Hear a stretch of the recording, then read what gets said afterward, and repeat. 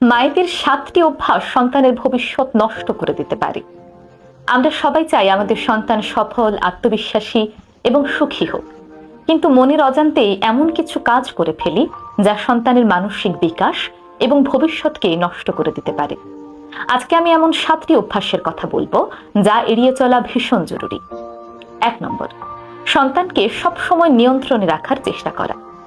অনেক মায়েরা মনে করেন সন্তানকে সবসময় নিয়ন্ত্রণে রাখা, নিজের মতো করে চালানোই সঠিক সিদ্ধান্ত।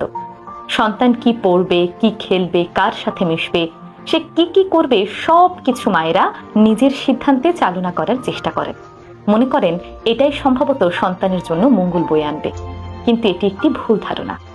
এমনভাবে সন্তানকে চালালে আপনার সন্তান আত্মবিশ্বাস হারিয়ে ফেলবে। এতে করে সন্তান নিজের চিন্তা ভাবনা এবং নিজের মতো করে সিদ্ধান্ত নেওয়ার ক্ষমতা হারিয়ে ফেলে।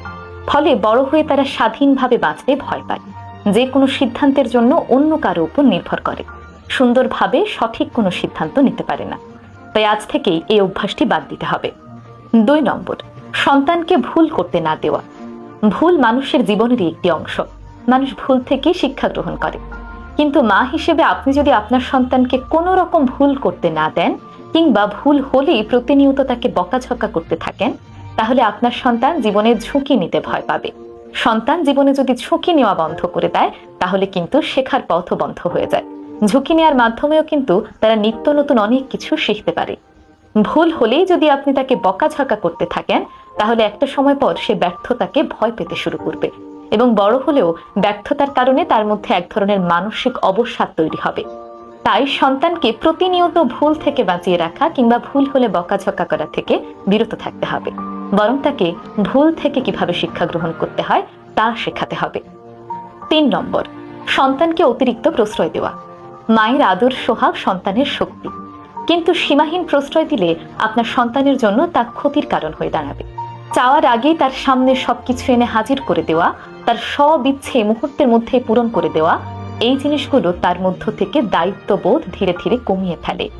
শিশুরা ধৈর্য হারিয়ে ফেলে। তাছাড়া ভবিষ্যতে কোনো কিছু না পেলে অল্পতেই তারা হতাশ হয়ে পড়ে। এক কথায়, আপনি যখন আপনার সন্তানকে অতিরিক্ত প্রশ্রয় দিয়ে সব কিছু মুহূর্তেই তার চোখের সামনে হাজির করে দেন, তখন তার ভবিষ্যতের জন্য কঠিন একটি সময় রেখে যাচ্ছেন। তার ভবিষ্যতের জন্য আপনি তাকে প্রস্তুত করে যাচ্ছেন না। তাই সন্তানকে কখনোই প্রয়োজনের অতিরিক্ত প্রশ্রয় দেবেন না। 4 নম্বর, সন্তানকে বারবার অন্যের সঙ্গে তুলনা করা। আমাদের দেশে একটি প্রবণতা রয়েছে, মা বাবা সবসময় সন্তানকে পাশের বাসার আরেকজনের সন্তানের সঙ্গে তুলনা করেন। দেখো তোমার বন্ধু কত ভালো রেজাল্ট করেছে, দেখো তোমার বন্ধু চিত্রাঙ্কনে কত ভালো পুরস্কার নিয়ে এসেছে, দেখো তোমার বন্ধু এই করেছে ওই করেছে, তুমি তো কিছুই পারোনি। এই ধরনের কথাবার্তা আপনার সন্তানকে জীবনের সামনে এগিয়ে নিতে তো সাহায্য করেই না, বরং তাদেরকে হীনমন্য করে তোলে। তারা ভাবতে শুরু করে তারা কোনো কিছুতেই যথেষ্ট নয়, তারা কখনোই ভালো করতে পারবে না। এই জিনিসগুলো ধীরে ধীরে তাদের মনের ভেতর থেকে আত্মবিশ্বাসকে একেবারেই নষ্ট করে ফেলে। যখন দেখে তারা যাই করে না কেন অন্য কারোর সঙ্গে তাদের তুলনা করা হচ্ছে, একটা সময় পরে গিয়ে তারা চেষ্টা করাই বন্ধ করে দেয়। কারণ তারা মনে করে তারা যতই চেষ্টা করুক না কেন পাশের বাসার ওই ছেলেটির চেয়ে কখনোই ভালো হতে পারবে না। ফলে তাদের আত্মবিশ্বাস যেমন কমে যায়, তেমনি কাজ করার স্পৃহাও কমে যায়। তাই আপনার সন্তানকে প্রতিনিয়ত অন্য কারোর সঙ্গে তুলনা করবেন না, বরং তার নিজের জায়গা থেকে কতটা ভালো করতে পারে তার জন্য সব সময় অনুপ্রেরণা যোগাবেন। 5 নম্বর, নেতিবাচক ভাষা ব্যবহার থেকে দূরে থাকুন।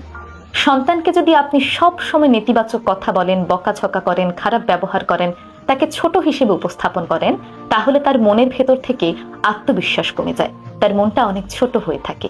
সে মনে করে সে যাই করুক না কেন মায়ের চোখে কখনোই ভালো হতে পারবে না।